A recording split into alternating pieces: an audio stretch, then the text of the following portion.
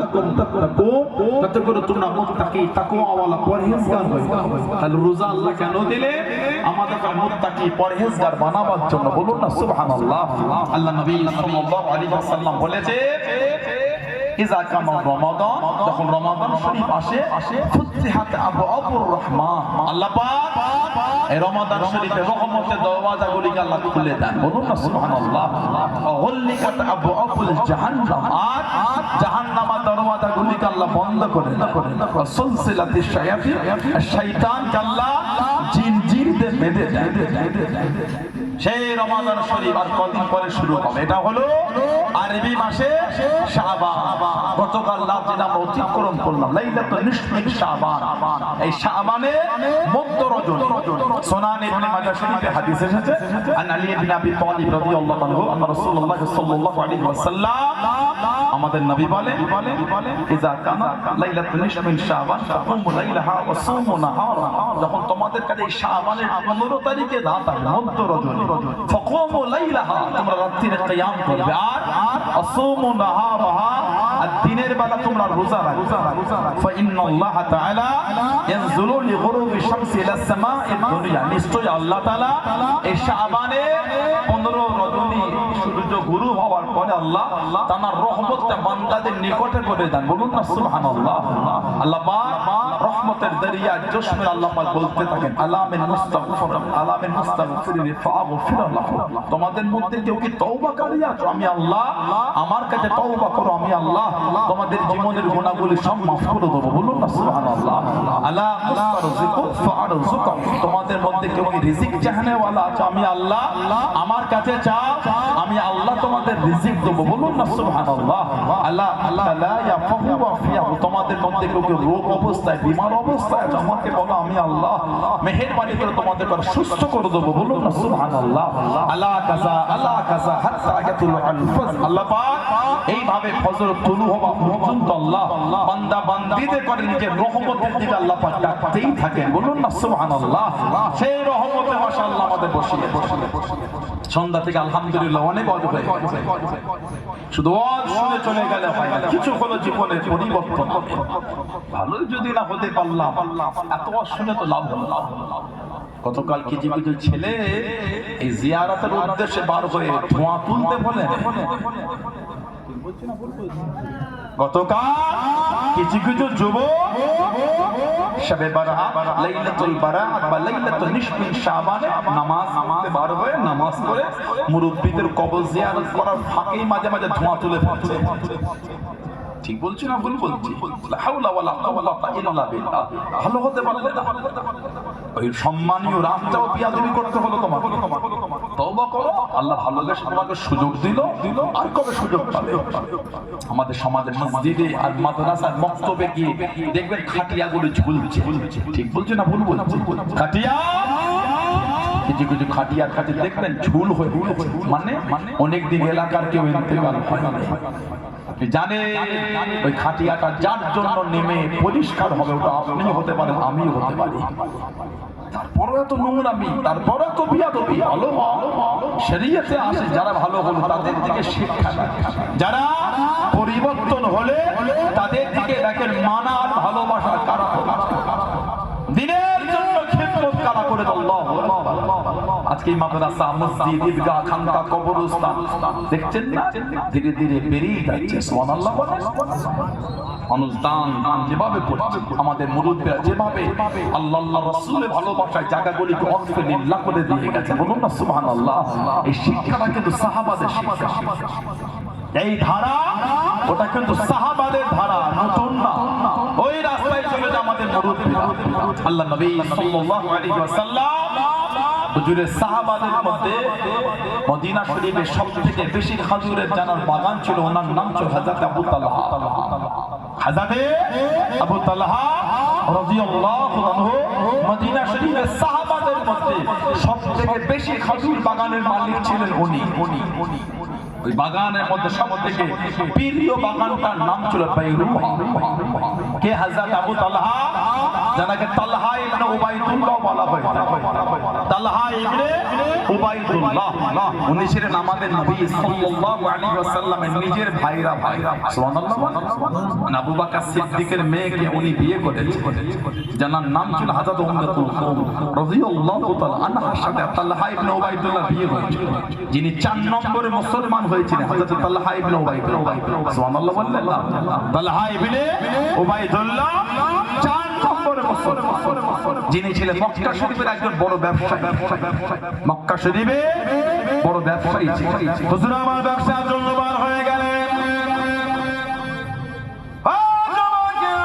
হুজুর আমার বেচাখানা ব্যস্ত হয়ে আছেন, কে যেন ডাক দিয়ে দিল, কে যেন ডেকে নিল। ও ব্যবসায়ীরা, তোমাদের মধ্যে কি মক্কা শরীফের মানুষ কেউ আছে? কাবা শরীফের অধিবাসী কেউ আছে? হযরত আবু তালহা রাদিয়াল্লাহু তাআলা আনহু টুকটুক করে উঠে দাঁড়িয়ে গেলেন। আমি বললাম, মক্কা শরীফের মানুষ, কাবা শরীফের অধিবাসী, উনি জানিয়ে দেন তুমি কি মুহাম্মাদের সংবাদ দিতে পারবে? তুমি কি আমাদের সংবাদটা দিতে পারবে? উনি জিজ্ঞাসাখানা করলেন, এই আহমদ জাবারকে আমি তারাকে চিনি না, আমি তারাকে জানি না। তিনি জানিয়ে দেন, ও বাবা যুবক, তিনি অন্য কেউ নয়, তিনি বলেন আখির নবী, শেষ নবী। এই মাসেতে জাহির হবার কথা, এই মাসেতে প্রকাশ হবার কথা। ও বাবা ছেলে, তাদের কাছে পৌঁছাতে জানো, অন্যদের থেকে পিছিয়ে তুমি না পড়ো, দূরে তুমি না চলে যাও। হযরত আবু তালহা ব্যবসা করা বন্ধ করে দিন, কাউকে কিছু না বলে টুকটুক করে ঘোড়া পিঠে চেপে বাড়িতে রওনা হয়ে গেলেন। বাড়িতে পৌঁছে গেলেন, জিজ্ঞাসাখানা করলেন, আমি চলে যাবার পরে মক্কা শরীফে নতুন কিছু কি হয়েছে, মক্কা শরীফে নতুন কিছু কি ঘটেছে উনি জানিয়ে দেন। বাড়িতে শুনিয়ে দিল। হযরত মুহাম্মদ আব্দুল্লাহ বাদার নিজেকে নবী বলে দাবি করে, নিজেকে নবী বলে দাবি করে।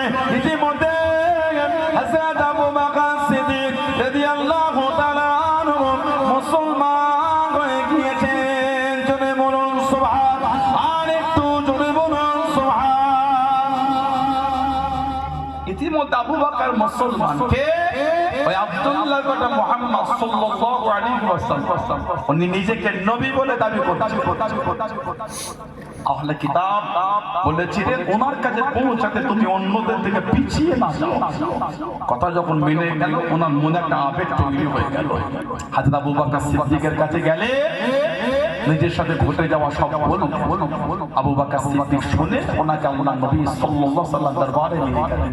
হুজুরের সাথে কিছুক্ষণ কথোপকথন, আল্লাহ মনটা নরম করলেন, ঈমানের কালিমা পড়ে মুসলমান হয়ে গেলেন। জোরে বলুন না সুবহানাল্লাহ। এত কষ্ট দিয়েছিল ওনাকে, হাতেতে পায়েতে দড়ি বেঁধে, দড়িটা গলার সাথে বেঁধে ওই সাফা মারওয়া পাহাড়ের পাশে ওনাকে টেনে টেনে ঘিসলে নিয়ে আর পিঠেতে ধাক্কা দেয়, মাথাতে একটা বাড়ি দিচ্ছে, মাথায় লাঠি মারা হচ্ছে। লোক জিজ্ঞাসা করে যুবকটার অন্যায়টা কি এত শাস্তি দেওয়া হচ্ছে? লোকেরা জবাব দিল, পুরাতন ধর্ম ছেড়ে আব্দুল্লাহ বাদা মুহাম্মদ সাল্লাল্লাহু আলাইহি ওয়াসাল্লাম যে নতুন ধর্ম এনেছে, ওই ধর্মকে কবুল করে। এত কষ্ট ওনাকে দিয়েছে।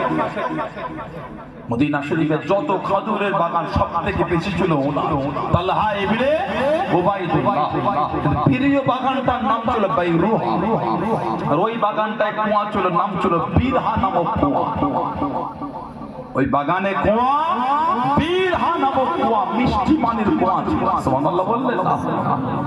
সাহাবারা যেভাবে দিনের জন্য দান করে, আল্লাহু আকবার। সাহাবারা আল্লাহ রাসূলের ভালোবাসায় যেভাবে দিনের জন্য কুরবানি দিয়ে দিয়েছে। হিজরাতে আবু বকর সিদ্দিক ওনার কাছে যা ছিল, কড়ি কানা বলো ঘরে রেখে সব গাঁটলি করে বেঁধে নিয়ে হুজুরের সঙ্গে চলে গেছে। সুবহানাল্লাহ বললেন। যা ছিল সব এটা কড়ি কানা বলতে বাড়িতে ফেলে যায়। হযরত আবু বকর সিদ্দিক রাদিয়াল্লাহু তাআলা জানাক আল্লাহ পাক ইসলাম জাহানের প্রথম খেলাফতের দায়িত্ব দিয়েছিলেন। জোরে বলুন। মনে হল ইসলামের প্রথম খলিফা আবু বকর সিদ্দিক। আল্লাহ পাক খুশি হয়ে জানাকে সিদ্দিক লাকাবটা হুজুরের হাতে পাঠিয়েছিলেন। বলুন না সুবহানাল্লাহ। তালহা ইবনে উবাইদুল্লাহ, হযরত আবু তালহা মদিনা শরীফের প্রিয় বাগানটার নাম ছিল বাইরুহা, ওই বাগানের কুয়াটার নাম ছিল বীরহা নামক কুয়া। মাঝে মাঝে যে আল্লাহর নবী নিজেই চলে যেতেন, গাছের পাকা পাকা খাজুরগুলি পেরে পেরে খেতে, মিষ্টি পানি তুলে পান করতেন। অনেক সময় হুজুর ওই পানি তুলে উযু বানাতেন, অনেক সময় গাছের নিচে আরাম করতেন। আল্লাহ নবী সাল্লাল্লাহু আলাইহি ওয়াসাল্লাম পুরো বাগানটা ছিল নববী শরীফের উল্টো দিকে। আল্লাহ নবী সাহাবাদের লেওয়াজ করেন, আল্লাহ পাক কুরআন শরীফে আয়াত নাযিল করে দেন, লান তানালুল বিররা হাত্তা তুনফিকু মিম্মা তুহিব্বুন। ততক্ষণ পর্যন্ত তোমাদের মধ্যে কেউ পরিপূর্ণ ঈমানদার হতে পারবে না, পরিপূর্ণ মুমিন হতে পারবে না, ততক্ষণ পর্যন্ত না তোমাদের প্রিয় মাল খারাপ আল্লাহর রাস্তায় বিলীন না করে দিতে পারছো, আল্লাহর রাস্তায় কুরবানি না দিয়ে দিতে পারছো। ও যুবকেরা, হযরত আবু তালহা রাদিয়াল্লাহু তাআলা আনহু টুকটুক করে দাঁড়িয়ে গেলেন, ইয়া রাসূলুল্লাহ হাবিবাল্লাহ, ইয়া রাসূলুল্লাহ হাবিবাল্লাহ। আল্লাহ পাকের নবী সাল্লাল্লাহু আলাইহি ওয়াসাল্লাম, বেয়াদবি মাফ করুন, গুস্তাখিটা ক্ষমা করুন। আমি আবু তালহা, আমার এই খাজুরের বাগান খানা বীরহা নামক বাইরুহা নামক বাগান খানা আমি আবু তালহা আল্লাহর রাসূল আপনার কাছে দান করে দিলাম। জনে বলুন সুবহান, আর একটু জনে বলুন সুবহান।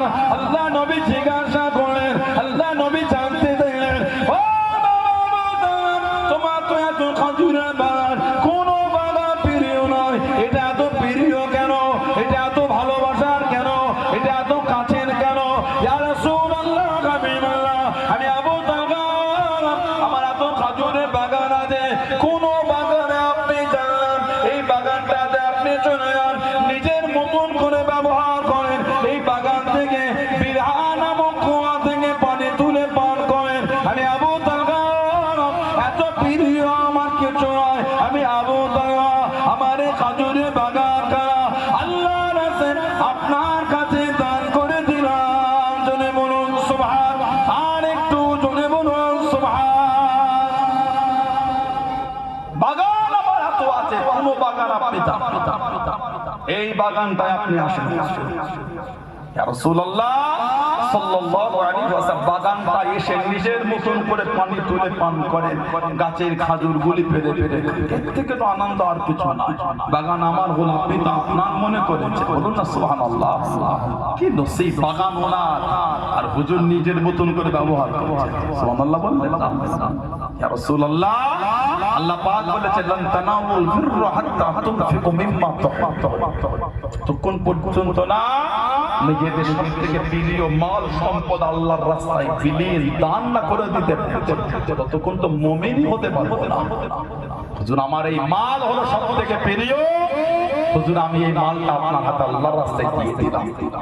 আল্লাহ নবী সাল্লাল্লাহু আলাইহি ওয়াসাল্লাম বললেন, আবু তালহা, তোমার এই দানটা আল্লাহর দরবারে কবুল হয়ে গেছে। জোরে বলো, আর জোরে বলা গেল সুবহানাল্লাহ।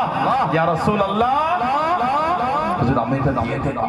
হুজুর বলে কবুল হয়ে গেছে। তারপরে হুজুর বলে, ধরো তোমার এই বাগান তুমি নিজে হাতে করে তোমার গরিব রিশতেদার আত্মীয়দের মধ্যে বন্টন করে দাও।